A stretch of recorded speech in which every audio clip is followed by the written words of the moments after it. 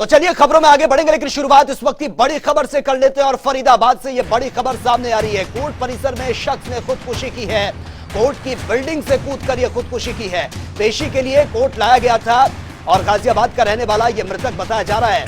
बलात्कार के मामले में आरोपी था और पेशी पर यह यहां पर लाया गया था। मौके पर इस वक्त भारी पुलिस बल भी मौजूद है। यह बड़ी और अहम खबर आप तक पहुंचा रहे हैं। गाजियाबाद का यह रहने वाला बताया जा रहा है। तो फरीदाबाद से यह बड़ी और अहम खबर, जो आरोप लगे थे, संगीन आरोप इस पर लगे थे और पेशी के लिए शख्स को यहां पर लाया गया था। मौके पर फिलहाल पुलिस बल तैनात है और स्थिति को कंट्रोल करने की कोशिश की जा रही है।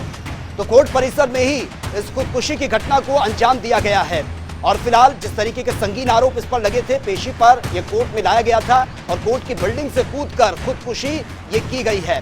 पेशी के लिए कोर्ट ये पहुंचा हुआ था भारी सुरक्षा के बीच, लेकिन अचानक से बिल्डिंग से कूदकर खुदकुशी की है। गाजियाबाद का रहने वाला ये बताया जा रहा है। फिलहाल पुलिस मौके पर मौजूद है। पूरे मामले की गहनता से अब जांच पड़ताल की जा रही है, लेकिन सवाल यह है कि कोर्ट में कैसे एक शख्स खुदकुशी कर लेता है जबकि सुरक्षा के बीच, और वो भी वो शख्स जिस पर ये संगीन आरोप लगे हैं, बलात्कार जैसे आरोप जिस पर लगे हैं। और ज्यादा जानकारी के साथ संवाददाता पूजा शर्मा इस वक्त फोन लाइन पर है। पूजा, खुदकुशी का मामला ये सामने आया, लेकिन हैरान करने वाली बात यह है कि खुदकुशी ये कोर्ट में होती है, कोर्ट परिसर में होती है। बिल्कुल, देखिए, अपने आप में ये कानून व्यवस्था पर एक बड़ा सवाल खड़ा करता है कि कोर्ट परिसर जहाँ तमाम अधिकारी बैठते हैं, वहां पर इस तरह की घटना होना। जो ये व्यक्ति था, ये जिस युवक ने जान दी है कोर्ट परिसर की 6ठी मंजिल से कूदकर, उसको तारीख पर वो आया हुआ था और पुलिस प्रोटेक्शन के साथ था।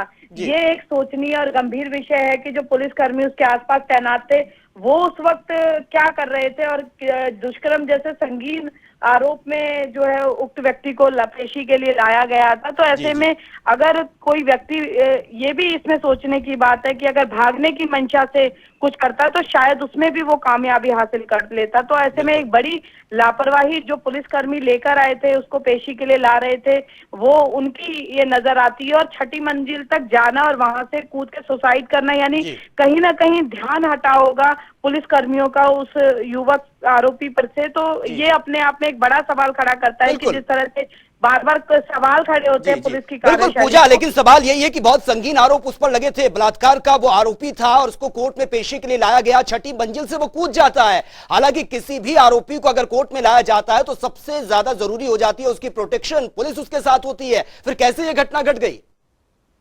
बिल्कुल, देखिए, इसमें एक बड़ी बात मैं आपको यह बताती हूँ, क्योंकि कोर्ट परिसर है तो कोर्ट परिसर में लोगों का आवागमन रहता है और 6ठी मंजिल तक जाने के लिए लिफ्ट का इस्तेमाल यदि करेंगे तो लिफ्ट भी उतनी जल्दी नहीं पहुंच पाती है, क्योंकि काफी संख्या में लोग जो है लिफ्ट का इंतजार करते नजर आते हैं। तो ऐसे में 6ठी मंजिल पर जाकर और सुसाइड करने तक बहुत समय उक्त युवक ने लिया होगा। लेकिन इस बीच पुलिस ने कितनी इसमें लापरवाही बरती, इसका अंदाजा इसी बात से लग सकता है कि 6ठी मंजिल तक युवक गया और उसके बाद उसने छलांग लगा दी। तो ऐसे में जो पुलिसकर्मी, क्योंकि जो व्यक्ति पेशी पर लेकर आया होता है, उसको अपने कंट्रोल में रखने के लिए उसको जो है कई बार हथकड़ी लगाकर और हाथ में हाथ डालकर पुलिसकर्मी ले जाते हैं। तो इसका मतलब कहीं ना कहीं एक चूक जरूर बरती गई है, जिसकी वजह से इस तरह का मामला सामने आया है। ठीक है, चलिए पूजा, बहुत बहुत शुक्रिया फिलहाल आपका तमाम जानकारी के लिए। तो ये बड़ी खबर आप तक पहुंचा रहे हैं। पेशी के लिए कोर्ट लाया गया था इस शख्स को।